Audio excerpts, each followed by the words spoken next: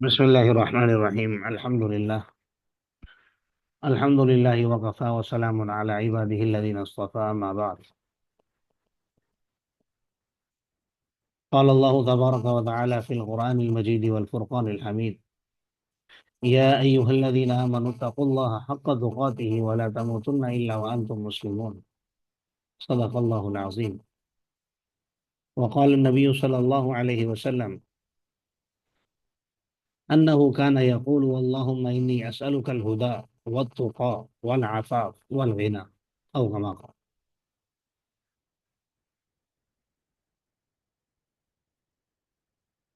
آج ہمارے سبق کا پہلا دن ہے اور پہلا مضمون ہے ہمارے سامنے: قرآن اور تقوی۔ آپ حضرات جانتے ہیں رمضان المبارک کا مہینہ نیکیوں کا سیزن کہلاتا ہے۔ جیسے درزیوں کا سیزن ہے، کاروباری حضرات کا ہے، تو یہ رمضان صرف مولویوں کا نہیں بلکہ ایک عام مسلمان کے لیے نیکیوں کا سیزن ہے، جس میں اللہ تبارک و تعالیٰ کی طرف سے نوافل کا ثواب فرائض کے برابر اور فرائض کا انسان کے عمل کے مطابق درجہ بڑھ جاتا ہے، کسی کا 10 گنا، کسی کا 20 گنا، کسی کا 70 گنا۔ تو یہ مہینہ اللہ تبارک و تعالیٰ کی رحمت سمیٹنے کا اور اللہ تبارک و تعالیٰ کی وسعتیں رحمتیں سمیٹنے کا گویا مہینہ ہے۔ اور اللہ تبارک و تعالیٰ سب سے زیادہ جس چیز سے خوش ہوتے ہیں وہ قرآن پاک ہے۔ کئی اس پر احادیث مروی ہیں جو اس وقت بیان کرنا مقصود نہیں ہے، بس ایک حدیث عرض کر دیتا ہوں۔ رسول اللہ صلی اللہ علیہ وسلم اگر کسی سے خوش ہوتے ہیں، حضرت ابن عباس رضی اللہ تعالیٰ عنہ کا مشہور واقعہ ہے، آپ ان سے ایک بات پر خوش ہوئے تو آپ نے ان کو دعا دی: اللہم علمہ الکتاب، اے اللہ اس بچے کو قرآن کی سمجھ عطا فرما۔ پھر ایک وقت آیا کہ اللہ تعالیٰ نے اس بچے کو مفسر قرآن کا لقب عطا فرمایا، جسے عمر بن خطاب رضی اللہ تعالیٰ عنہ بھی مجلس میں جگہ دیا کرتے تھے، ان کے علم اور قرآن کی سمجھ بوجھ کی وجہ سے۔ تو یہ جو ہمارے مضامین آج سے شروع ہو رہے ہیں، ان میں بھی ہر مضمون میں آپ کو پہلے نمبر پر قرآن نظر آئے گا۔ قرآن اور تقوی، قرآن اور رمضان، قرآن اور زکوٰۃ، قرآن اور سائنس، قرآن اور ہمارے مسائل، قرآن اور ہمارا طرز زندگی، قرآن اور فلاں، یعنی ہر مضمون میں آپ کو قرآن کا لفظ ضرور ملے گا۔ تو اس سے اس کی آپ اہمیت کا بھی اندازہ لگا لیں، اور دوسرا یعنی ان مضامین کی اہمیت کا، اور دوسرا چونکہ رمضان کا مہینہ ہے ہی قرآن کا مہینہ، شہر رمضان الذی انزل فیہ القرآن، تو ویسے تو پوری زندگی انسان کو سیکھتے رہنا چاہیے، لیکن رمضان کا مہینہ بالخصوص قرآن کا مہینہ ہے، قرآن سیکھنے سکھانے کا اور پڑھنے پڑھانے کا مہینہ ہے۔ ہم اپنے مضمون کی طرف آتے ہیں، قرآن اور تقوی۔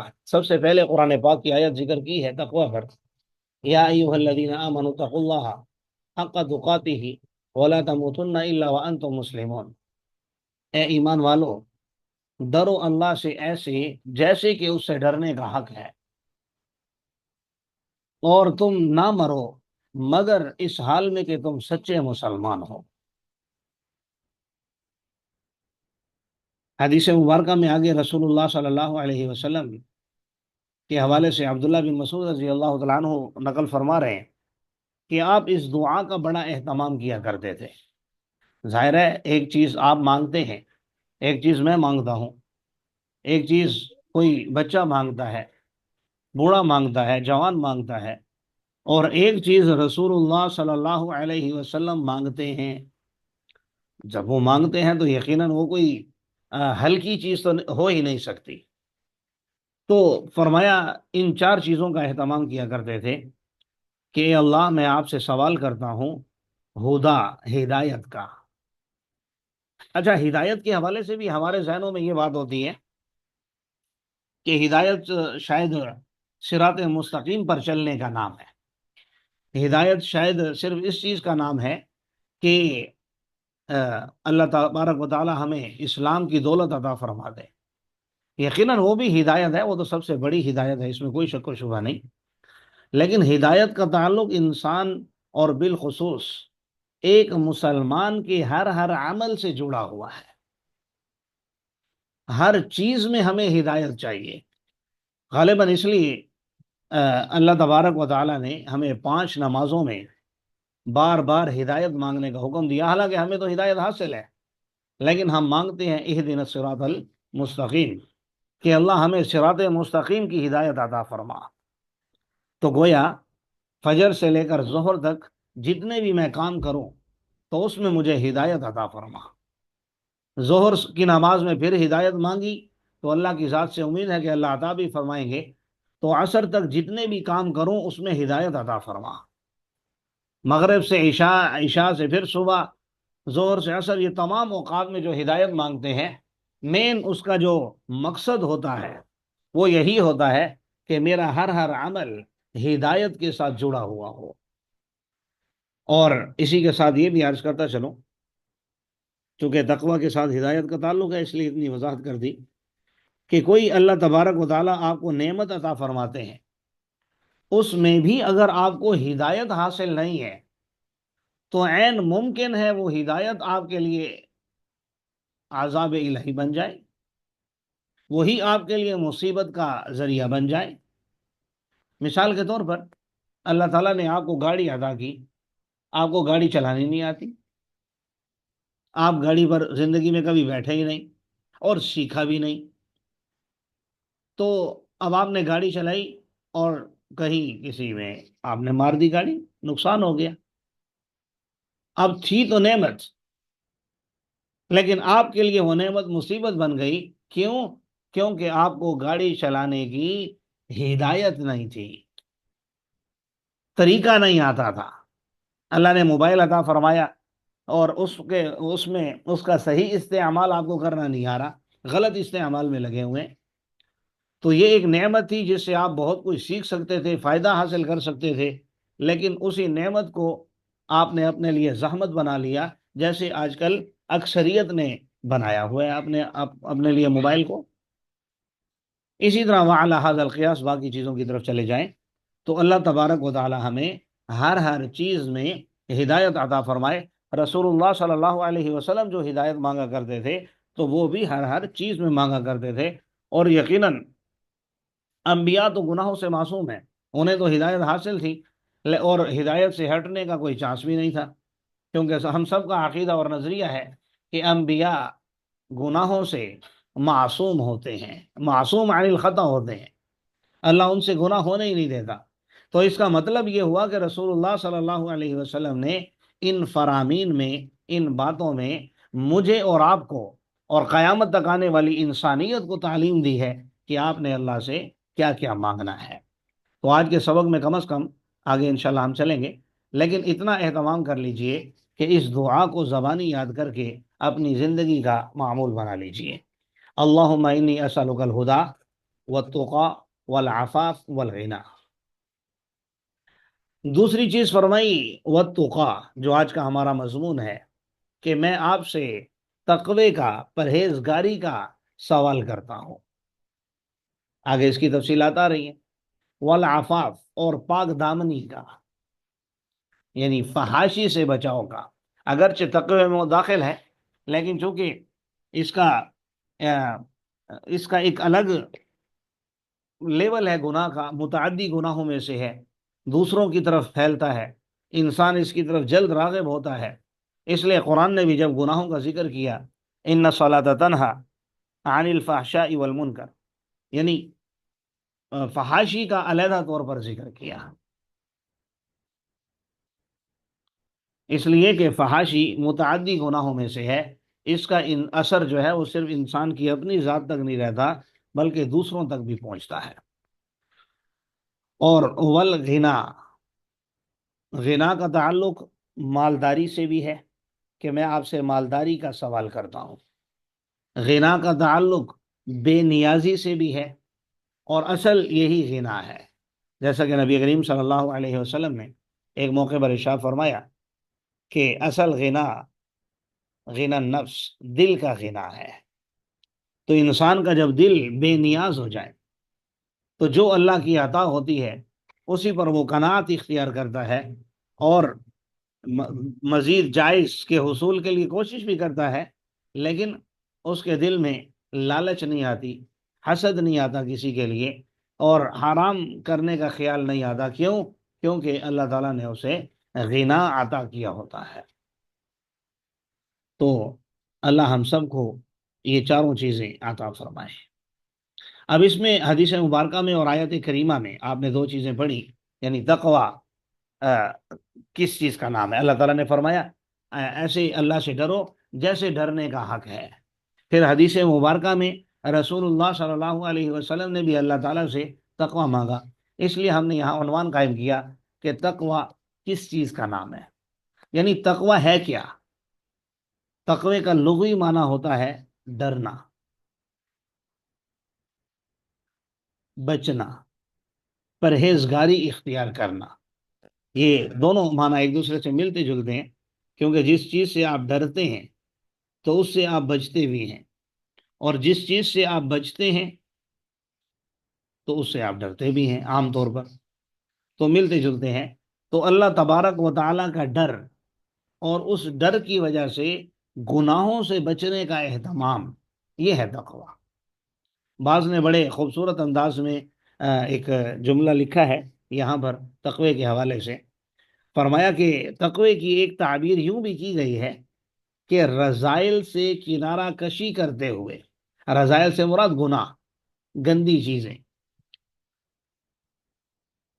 اور رذائل سے کنارہ کشی کرتے ہوئے فضائل سے اپنے آپ کو آراستہ کرنا۔ رذائل سے کنارہ کشی کرتے ہوئے فضائل سے اپنے آپ کو آراستہ کرنا، یہ نام ہے تقوی کا، یعنی گناہوں کی گندگی سے اپنے آپ کو بچا کر، خواہ اس گناہ کا تعلق آگے درجات میں آپ دیکھ رہے ہیں بدن ہو، نفس ہو، قلب ہو، دل ہو، تینوں طرح کی گندگیوں سے اپنے آپ کو بچانا، اور تینوں طرح کے فضائل جس کا تعلق قلب سے ہے، نفس سے ہے، بدن سے ہے، ان تمام کو حاصل کرنا، خواہ وہ ظاہری پاکی ہو، یعنی وضو وغیرہ، غسل وغیرہ کا اہتمام، ہر وقت باوضو رہنا، یا اس کا تعلق انسان کے دل سے ہو یا نفس سے ہو، اس کو اختیار کرنے کا نام تقوی ہے۔ مشہور قول ہے حضرت امیر المؤمنین عمر بن خطاب رضی اللہ تعالیٰ عنہ کا، کہ انہوں نے ابی بن کعب رضی اللہ تعالیٰ عنہ سے پوچھا کہ تقوی کس چیز کا نام ہے، تقوی کیا ہے؟ قرآن جو جا بجا الف لام میم سے لے کر والناس تک تقوی کو بار بار بیان کرتا ہے، تو کیا ہے تقوی؟ تو سید القراء ابی بن کعب رضی اللہ تعالیٰ عنہ نے فرمایا یا امیر المؤمنین، تقوی یہ ہے کہ آپ کبھی کسی خاردار راستے سے گزرے ہوں۔ فرمایا جی کیسے گزرے؟ فرمایا اس طریقے سے کہ اپنے دامن کو سمیٹ لیا، اپنے کپڑوں کو سمیٹ لیا، بڑا احتیاط سے قدم اٹھا کر گزرا کہ کہیں میرے کپڑے کانٹوں میں الجھ نہ جائیں، الجھ جائیں گے تو پھٹ جائیں گے۔ اس طریقے سے میں نے اس خاردار راستے کو کراس کیا۔ تو فرمایا اسی چیز کا نام تقوی ہے کہ دنیا کے اندر گناہوں کے خاردار راستوں سے، یعنی جس راستے پر گناہوں کے کانٹے بچھے ہوئے ہوں، گناہ ہی گناہ ہوں، تو ان گناہوں سے اپنے آپ کو بچاتے ہوئے اس راستے سے گزر جانا، یہ تقوی ہے۔ آگے عنوان میں تقوی کے 3 درجات ذکر کیے ہیں۔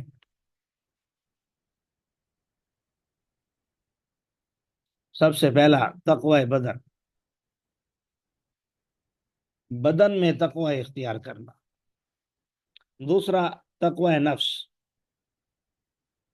نفس کو متقی بنانا۔ اور تقوی قلب یعنی دل کو متقی۔ تقوی بدن کیا ہے؟ جیسا کہ میں نے ابھی عرض کیا، تقوی بدن یہ ہے کہ اپنے بدن کو، اپنے جسم کو ظاہری نجاستوں سے دور رکھنا۔ راہ چلتے آج دیکھیں کتنے نوجوان ہیں جن کو جب نماز کے لیے کہا جائے تو وہ آگے سے جواب دیتے ہیں کہ ہمارے کپڑے نہیں ٹھیک۔ بھئی کیا ہو گیا کپڑوں کو؟ کیا مسئلہ بنا ہے؟ کہیں چینٹیں بڑھ گئی ہیں، کہیں بول و براز کے لیے گئے استنجا نہیں کیا، کہیں راہ چلتے گندگی سے بچنے کا اہتمام نہیں کیا۔ تو جب آپ اپنے بدن کا تقوی اختیار کرتے ہیں، ظاہری نجاستوں سے دور رہتے ہیں، تو آپ کے لیے عبادات کرنا آسان ہو جاتا ہے۔ جب آپ کے لیے عبادات کرنا آسان ہے تو فرائض کی تکمیل آسان ہو جاتی ہے۔ فرائض کی تکمیل آسان ہے تو گناہوں سے بچنا بھی آسان ہو جاتا ہے، کیونکہ قرآن کہہ رہے ہیں ان الصلاۃ تنہا عن الفحشاء، کہ جو انسان متقی پرہیزگار ہوتا ہے اللہ تبارک و تعالیٰ اسے اس کی اس نماز کے ذریعے سے اسے گناہوں سے بچا لیتے ہیں۔ تو گناہوں سے بچنے کے لیے صرف نفس کا اور قلب کا تقوی ضروری نہیں ہے، بلکہ سب سے پہلے بدن کا تقوی ضروری ہے۔ تو اس میں یہ ہمیں سبق ملا بنیادی کہ ہمیں ہر وقت باوضو رہنے کا اہتمام کرنا چاہیے۔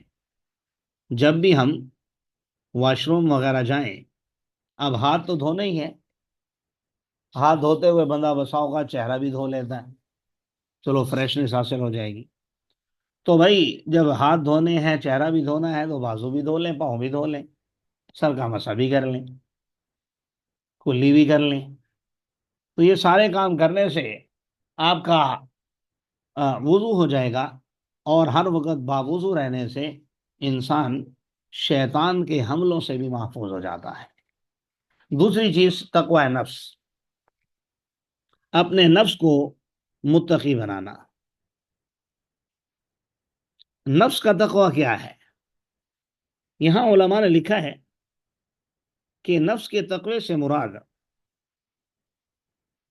اپنے نفس کو شیطانی خیالات سے، وسوسوں سے دور رکھنا۔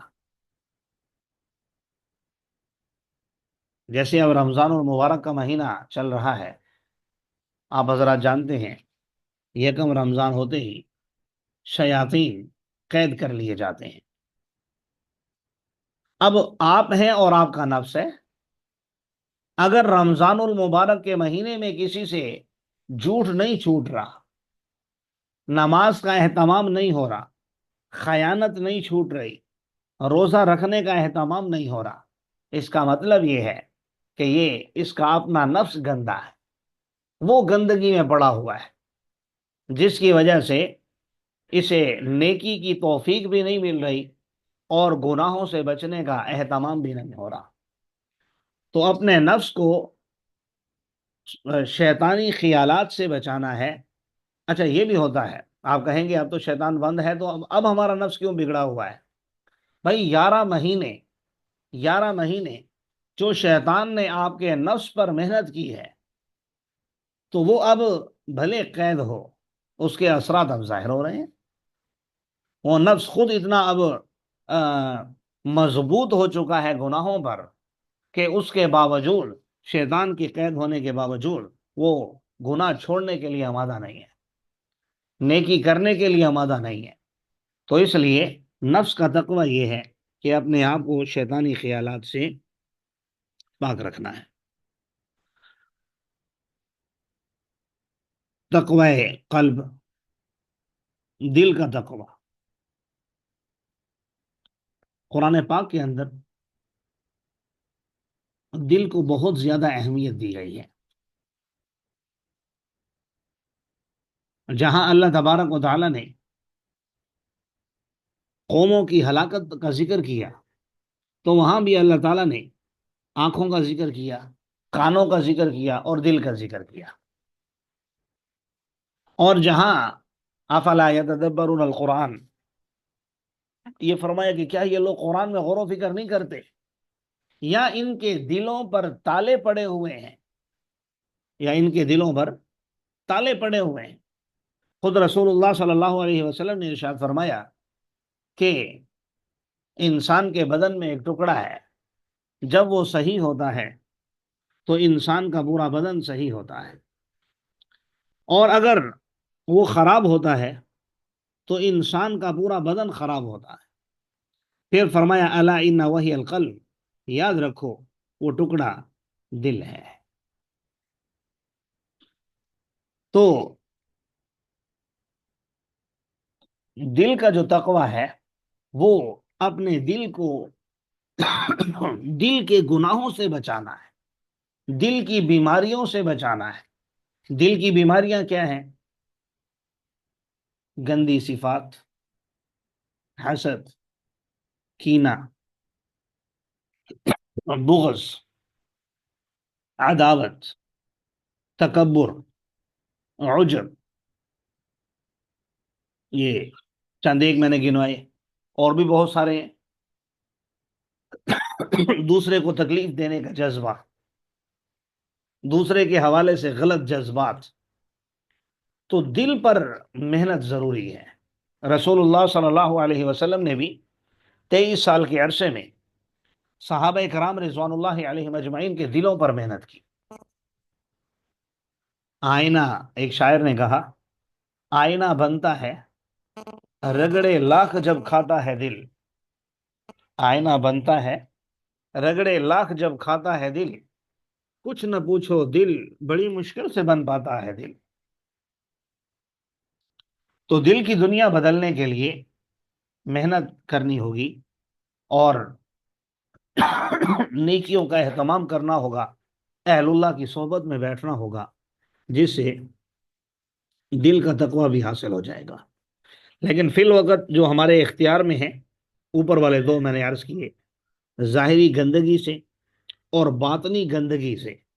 ظاہری گندگی سے تقوی بدن، اور باطنی گندگی سے تقوی نفس، ان دو کا تو ہمیں آج ہی سے عزم مصمم کر کے اہتمام کرنا چاہیے۔ آگے دیکھیں، اللہ تبارک و تعالیٰ نے اہل تقوی کے لیے 5 انعامات کا ذکر کیا ہے۔ اگر آپ متقی اور پرہیزگار بنتے ہیں تو اس سے آپ کو کیا فائدہ ہوگا؟ تو فرمایا سب سے پہلا فائدہ یہ ہوگا کہ اللہ تبارک و تعالیٰ وَمَن يَتَّقِ اللَّهَ يَجْعَل لَّهُ مَخْرَجًا، ہر معاملے میں آسانی پیدا فرما دیں گے۔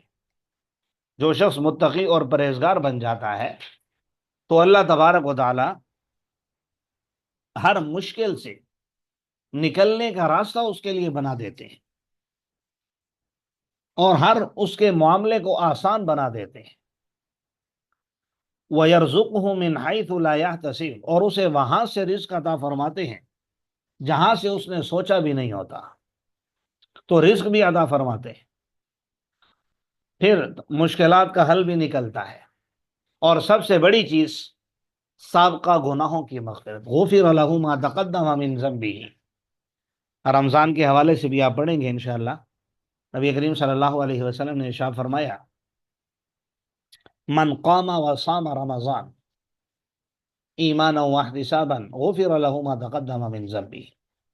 جو شخص رمضان کے روزوں کا اور تراویح کی نماز کا اہتمام کرے گا، قیام اللیل، قیام اللیل سے تراویح مراد ہے، ویسے تہجد بھی داخل ہے، آپ اپنے جو نوافل پڑھتے ہیں وہ بھی داخل ہیں، لیکن زیادہ اس میں جو مضبوط ہیں وہ یہی ہے کہ تراویح کی نماز مراد ہے، کیونکہ وہ سنت علی الکفایہ ہے۔ تو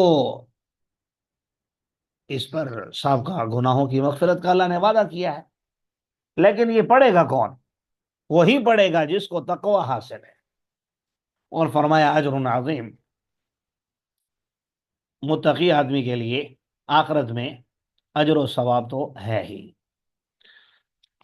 آخری عنوان بڑا زبردست قائم کیا ہے کہ اللہ کی نظر میں عزت دار کون ہے۔ دیکھیں، میں اور آپ جتنی بھی ہماری کوششیں ہیں دنیا میں، جتنے بھی ہمارے مقاصد ہیں، پیسہ کمانا، شہرت حاصل کرنا، بیوی بچوں کی نظر میں اچھا بننا، خاندان کی نظر میں اچھا بننا، جتنے بھی ہمارے مقاصد ہوتے ہیں ان سب کا مقصد اصل وہ عزت نفس ہوتا ہے، عزت دار بننا ہوتا ہے۔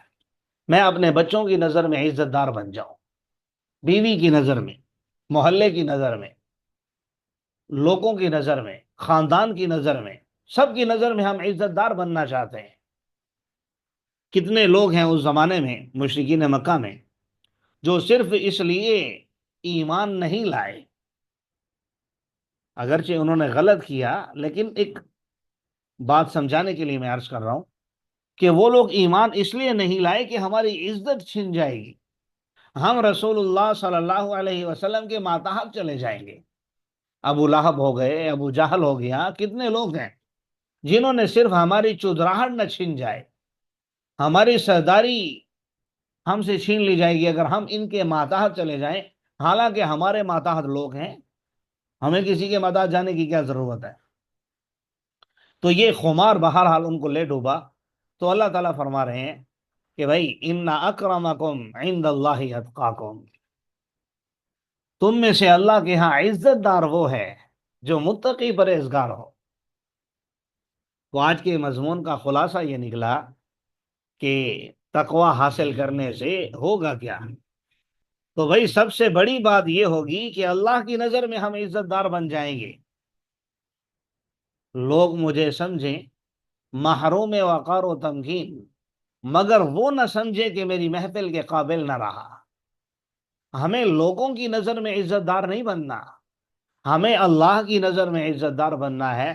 اس کے لیے ہمیں تقوی اختیار کرنا ہے، اسی کے لیے ہمیں روزے رکھنے ہیں، کیونکہ روزوں میں بھی آپ پڑھیں گے انشاءاللہ اللہ تعالیٰ نے کیا فرمایا، یا ایھا الذین آمنوا کتب علیکم الصیام کما کتب علی الذین من قبلکم۔ روزہ رکھنے کا کیا مقصد ہے؟ لعلکم تتقون، تاکہ تم متقی پرہیزگار بن جاؤ۔